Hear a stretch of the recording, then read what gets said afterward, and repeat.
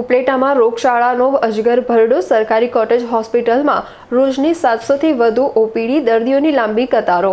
રાજકોટના ઉપલેટા શહેર અને આસપાસના ગ્રામ્ય વિસ્તારોમાં બેવડી ઋતુ અને હવામાનના બદલાવાને કારણે વાયરલ તથા પાણીજન્ય રોગચાળાએ અજગર ભરડો લીધો છે. બદલાતા વાતાવરણ, દૂષિત પાણી અને બહારના ખાદ્ય પદાર્થોના સેવનથી તાવ, શરદી, ઉધરસ, ઝાડા ઉલટી તેમજ ઠંડી ટાળના કેસોમાં તીવ્ર ઉછાળો જોવા મળી રહ્યો છે. હાલ ઉપલેટાની સરકારી કોટેજ હોસ્પિટલમાં દર્દીઓનો ભારે ભરાવ થઈ રહ્યો છે. હોસ્પિટલમાં દૈનિક 700થી પણ વધુ દર્દીઓની ઓપીડી નોંધાઈ રહી છે. સવારથી જ કેસબારી, દવાબારી, લેબોરેટરી અને તબીબોના રૂમ બહાર દર્દીઓની લાંબી કતારો જોવા મળે છે. દર્દીઓની ભારે ભીડ વચ્ચે પણ હોસ્પિટલ તંત્ર પરિસ્થિતિને પહોંચી વળવા ખડેપગે સેવા આપી રહ્યું છે.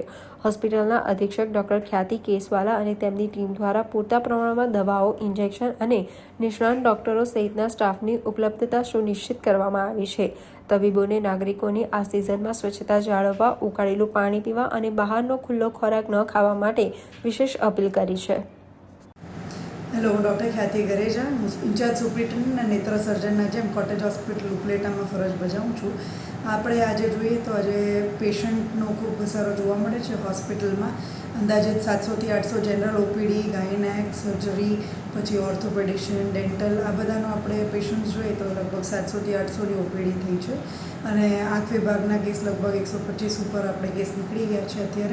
અત્યારે હમણાં વરસાદના કારણે ઘણા પેશન્ટ જોવા મળે છે આપણને. અને અમારી હોસ્પિટલ ખૂબ અત્યારે બધા સ્ટાફ તથા ડૉક્ટર્સ બધા સજ્જ છે અત્યારે બધાને ટ્રીટમેન્ટ આપવા માટે. સારી ક્વોલિટીની ટ્રીટમેન્ટ આપીએ છીએ અમે બધાને.